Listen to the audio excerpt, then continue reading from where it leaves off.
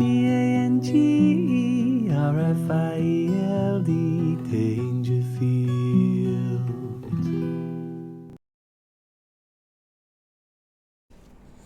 All right there, how to write a story. All right, what are my qualifications? Not many. You just have to trust me. This is how it works with consuming culture. First thing I ever published, first thing I ever sent off, got published. I got a contract, got paid. First novel, wrote it in a couple of weeks. About 1/4 gram speed. 1/4 ounce of speed. 1/4 gram. Wouldn't have even got me out of bed in those days. Sold about 9,000 copies.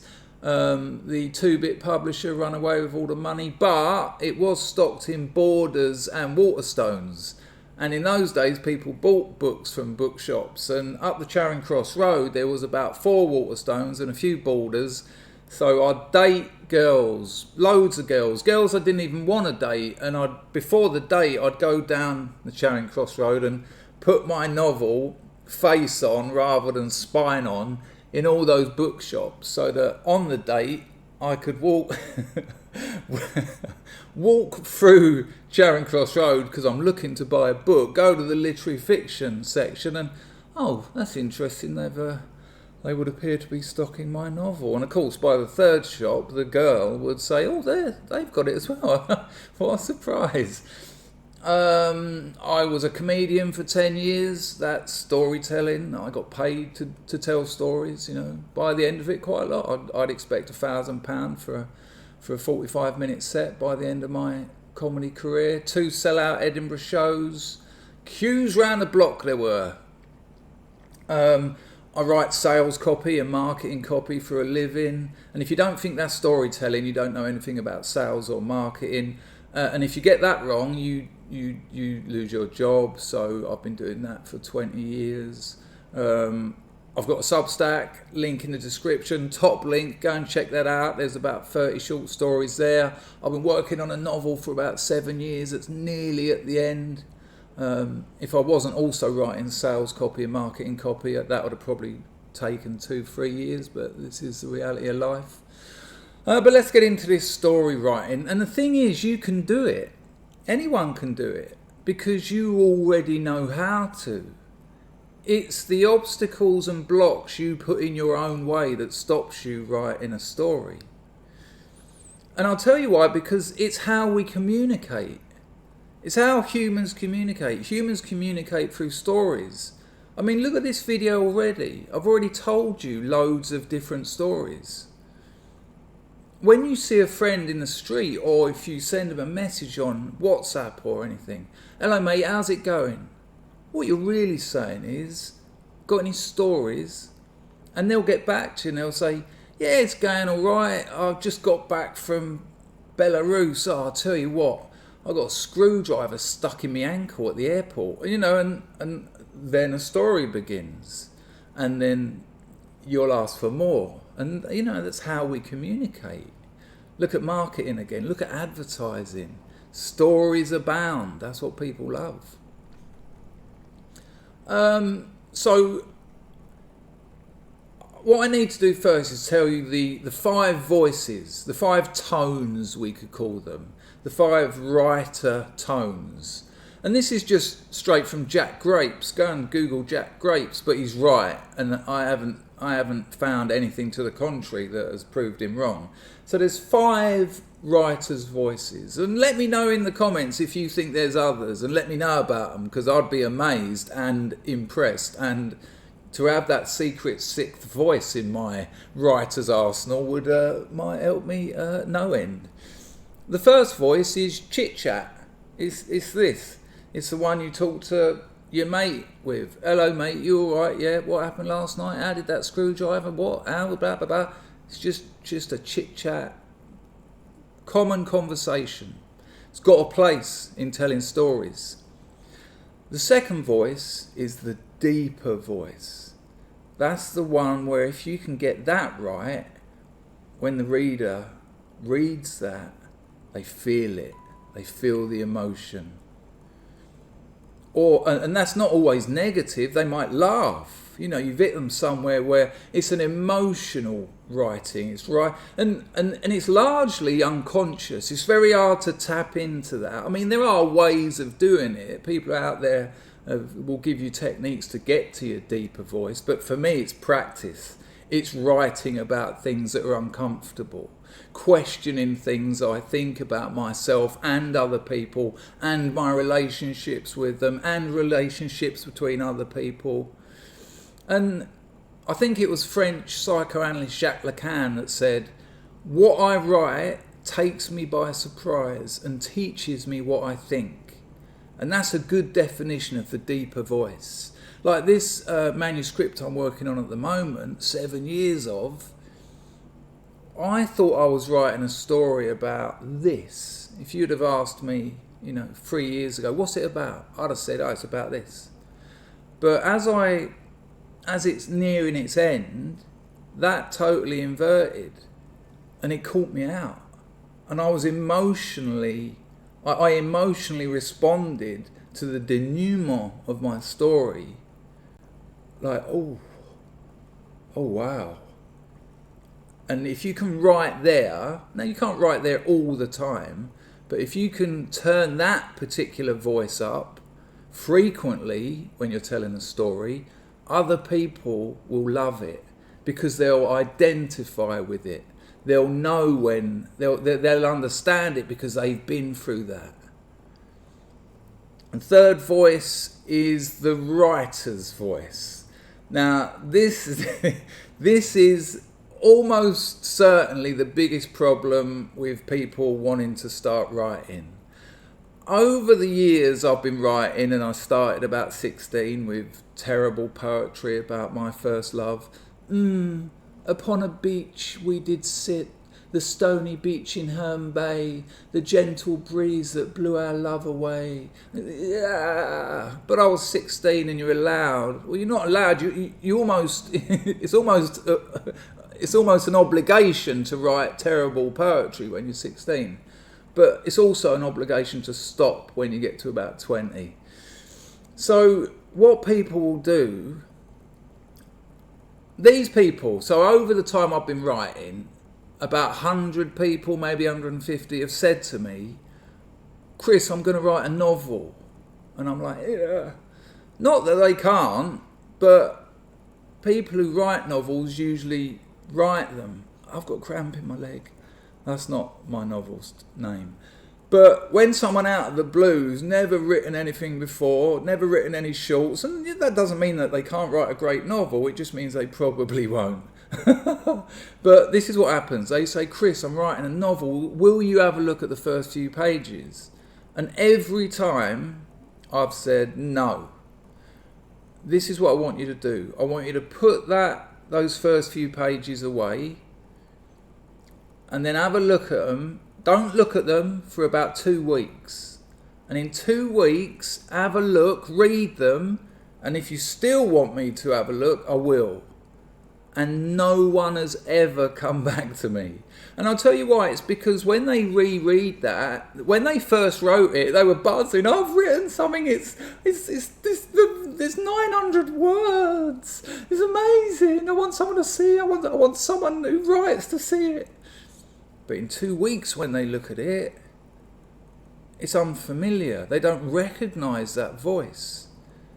And it's usually all the writer voice. They've turned that voice, not the chit-chat, not the deeper voice, but the writer voice, and we've still got 2 more voices to come. They've turned the writer voice up to 11 and all the others down to nothing. So it's sort of, it's like turn of the 20th century kind of stuff. It's like, it might be a story about having their hand amputated, but it's like, "Did digits from thine arm in the hospital bleak, foreign, unheard, the shadows like a wet blanket upon me did fall." What? You had your hand cut off? Why don't you tell me about that bit? Now, there's a place for the writer's voice, and I'll get to that in a minute. So you've got chit-chat, you've got the deeper voice. you've got the writer's voice. The next one is repetition. Repetition has had a place throughout history. The Bible's full of it. What's a good example? Churchill's speech. Churchill's speech, we will fight them on the beaches, we will fight them in the skies, we will fight them in Sainsbury's, we'll fight them with mince pies. I can't remember where we're going to fight them, but I know we're going to fight them, and I know we'll never surrender, because that was the repetition. We'll fight them, we'll fight them, we'll fight them, we'll fight them, we'll fight them, denouement, and we'll never surrender. Okay, that's the repetition voice. Chit chat, deeper voice, writer voice, repetition. The last one we could call experimental or avant-garde, where you play a little bit with, like sometimes with dialogue, if the character in one of my stories just so happened to be out of their nut on heroin by chance, they might have said to me, I ain't got much time left to go, help us out 10 or something. So I won't leave any spaces in that bit of dialogue, because I want to, and even if the writer can't quite understand it, nor could I could pick bits out of it, and then depending on how much effort I wanted to put into translating it, same with the reader. So they're the 5 voices. If you think there are any more, let me know in the comments. I don't think there are. So what we do with stories, when we're writing a story, we use all those voices. We use them at different levels. You know, imagine we've got like a volume. So we can turn them up to, from 0 to 10, sometimes turn it up to 11, go crazy. But because we're in the postmodern age, and French writer Jean-Francois Lyotard said that we live in a life in quotes. You know, say you've been married to someone for 30 years, you've got 3 kids, you've got a lovely house, everything's cool, but she's cheated on you, or you've cheated on her, or someone stole a load of money, or say, you know, it's all about to fall apart. And you say, I never meant to hurt you. And you both know that that sounds a little bit like a very famous pop song lyric, because everything's kind of been said. And you don't want a very emotional, important, linguistic transaction with your partner to be a quote from a pop song, but it usually is. I'm sure you've all experienced this. So what we can do, we can play with these things. We can play with these voices. I will use the writer's voice because it's ironic.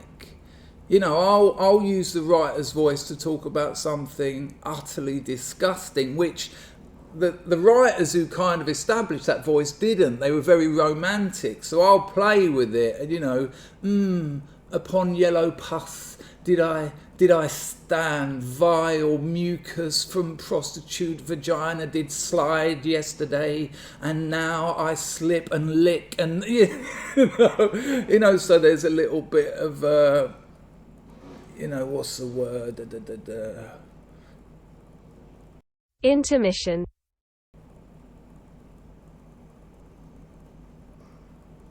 Intermission. I'm going to leave that in. I couldn't think of the word, but juxtapose things. So, we live in that postmodern age where we've got these voices, people know what they sound like. Play with them, be ironic with them,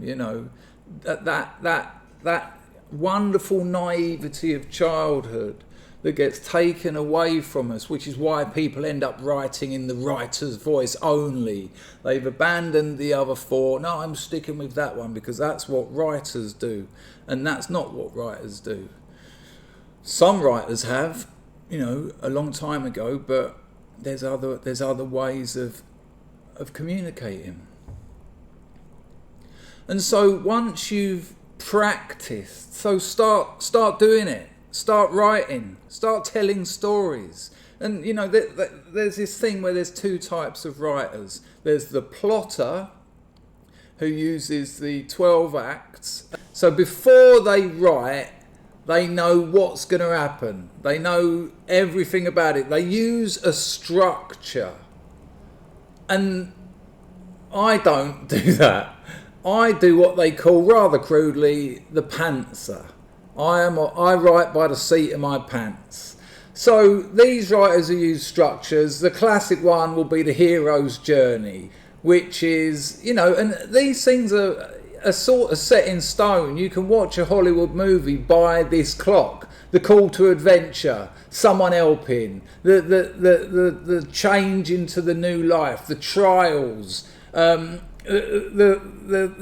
build up to the solving the problem, but then a crisis, and then the bonus, the score, then coming back, the new life, the elixir, sometimes it's called the resolution, and then life starts again as it was intended. As the story has happened, and now we are here. That's what we achieved. And the 3-act structure is also quite a classic. You can actually, the 3-act structure is pretty much a 12-act structure, just cut down a little bit. So you've got is the characters and the situation, an incident occurs, and then you've got a plot point, a midpoint, the action starts building up, then you've got the next plot point, the climax is building up, and then there's a climax, and what did we learn? Yay! And there's other ones. There's Freytag's Pyramid is quite a well-known one. But again, it's much the same as the others, but just someone else trying to dine out on very tired, real culture industry kind of structured writing. Like introduction, the rise to the action, it all happens. Do we get back or do we win or do we lose? And then there's a catastrophe. And then where do we go from there? But when you do that a few times, you've essentially got the hero's journey. I mean, in fairness, Freytag's triangle is a formula for tragedy. That's what they call it. It's just that little bit. But, that is part of the 12-act structure anyway. So in truth, I find all that bullshit. It's why Hollywood's so terrible. It's why the culture industry pumps out rubbish. And in novel form, it's commuter trash. There's a place for that, but it's not where I want to be. And I'd hope it's not where you'd want to be. I mean, you can use them if you want to make a load of money out of your writing, and there's nothing wrong with that. But you're always going to be limited by that structure. Whereas, as Julia Kristeva once said, poetic language is any language which threatens the limits of its own enclosure. And that's that play, that's that freedom, that's that experimental, that's that getting deeper, actually communicating on levels that the sort of the structures and there's more, there's plenty more. Other people have done it, like I said. There's no room for that in them. And if you want to try it, the whole thing kind of crumbles, and then you're juggling 20 balls. No one wants to juggle 20 balls.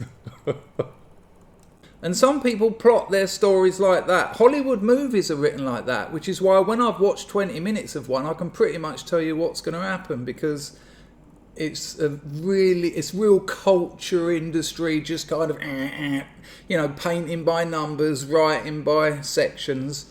They're called plotters. I'm not interested in those people or what they write ever, because it's rubbish. Why would you want to give a newborn baby, or even an unborn baby, an autopsy? Why would you do that? So when you've got voice, and you get voice through practice, you get voice through writing, actually do it. Just start telling stories. Just pick anything. A man fell over. Write a story about how you fell over. Because you can only write about yourself anyway. Even when you're writing other characters, they're only characters that you've learned through your life, and that you've learned through your life and interpreted through your way. But then play with them, then use those voices, and then put obstacles in their way. The people who write like this are rather crudely called pantsers. a seat of their pants. They just start writing, and for me, that's the way to do it. You know, I've got a voice. I practice my voice using those 5 voices by actually writing stories. That's how I practice it. So I've got my voice. From voice comes character. So I can pick any character. Now, the nearer it is to me, the less I'm going to have to research. But research isn't a problem if I feel I need to. But I can also absolutely make up lies. You know, I could decide to put a man on Mars. You know, one of the great things about Douglas Adams' Hitchhiker's Guide to the Galaxy is that little fish that he puts in his ear that allows him to understand all languages in the universe. I mean, what a lovely little literary, it's a joke really, because it just means that everyone in the universe can speak their own languages and just not English, which would be ridiculous. But yet it is all English because that makes the writing of the story easier. So from voice comes character, and from character comes story. How does story come from character? Because you give them problems. You put problems in front of them. What's the problem? Because then that needs solving. And then you put conflict in front of them, which is often part of the problem. Doesn't have to be, can be separate, but you know, I could write about an aristocrat who goes to art school, falls in love with a girl at art school, and he turns up in all his cheap clothes. He doesn't want to be an aristocrat because in art school, in left-wing communist art schools, everyone wants to be working class because that's got currency, it's got social currency to actually be working class. So this aristocrat, he's playing it right down. You know, he's changed his name and everything. Falls in love with this girl, and this girl loves the fact that he doesn't care about the cheap, dirty clothes he wears. She loves the fact that he doesn't make art, you know, to sell. He makes it for the passion of art. Well, of course he does, because he's got plenty of money to fall back on should it all go wrong. So now there's conflict and there's problems because she loves him, but she loves a character that he's invented. So there's conflict and there's problems, and he's going to have to resolve those. And as he resolves those, he learns things, he grows, the character grows, the story progresses. Give him another problem, chuck a few at him. And that's it. You've just got to do it. So don't tell people you've written, I'm writing a novel or do this. Just start writing. I mean, I would suggest try and do some short stories first. You know, 1,000 words. Very simple topics, like I said earlier. Write a story about a bloke falling over. Write a story about someone who cuts his finger off at work. But put obstacles in it. Put conflict in it. So that there's something worth hearing. Because if you said to your mate, hello mate, well, how's it going? And he went, I chopped my finger off at work. And you go, what? And he went, yeah, went to the hospital, had it bandaged, they sewed it back on. There's a better story there where they can't find the finger. Well, they did find the finger, but when it got to the hospital, it was someone else's. And it was only after they sewed it on that they realised this isn't his finger. I mean, I'm already in love with that story. The man whose finger wasn't his is the beautiful title. But then every time you give the audience something you think they want, trip them up again. Because actually he might quite like it, even though it starts growing really long. He might have a really long finger. He might want one. He might chop off another finger because he wants, you know, he might pay someone for their finger so he can put it on, because actually his new finger is better than his other fingers. He can type faster with it, or he can do things that he couldn't do with his other finger. So now he's trying to get homeless people to sell them their fingers, and he's now trying to get vets or mob doctors to sew these fingers on. But of course it doesn't work, and they start going septic. Or it does work, but his hands start doing things that he has no choice over, or at least you think he has no choice over. Do you see where we've gone there? because I have a voice that I have faith in, because I know I can tell stories, like you can, because you do it every day when you talk to people. Then I had a character, and he had his finger chopped off, and now just there's a story there. I'm not saying it's excellent. It could be, though. So just do it, you know. And there you go. Jean-Francois Lyotard. I end the video with the Nike tagline, just do it. But that's why it works so well. Because there's a story there. Don't talk about it. Don't just sit around thinking about it. Do it. That's why that tagline works. Intermission. While we're talking about stories, it would be a tragedy to omit that the Nike Just Do It campaign, which has been one of the most successful taglines in history. Dan Whedon was the ad executive behind it, and he got it from a Utah murderer, Gary Gilmore, who was on death row. And when they went to kill him, he said, "Let's do it." They were his last words. And Dan Whedon changed it to Just Do It. Yeah, amazing, huh? Back to the show. Leave a comment, leave a thumbs up. If you're not subscribed, please do. Plenty more videos coming out. I have had a little bit of a sojourn. I don't even know how you say it. Which is not that surprising, because I don't really know what it means. Ciao.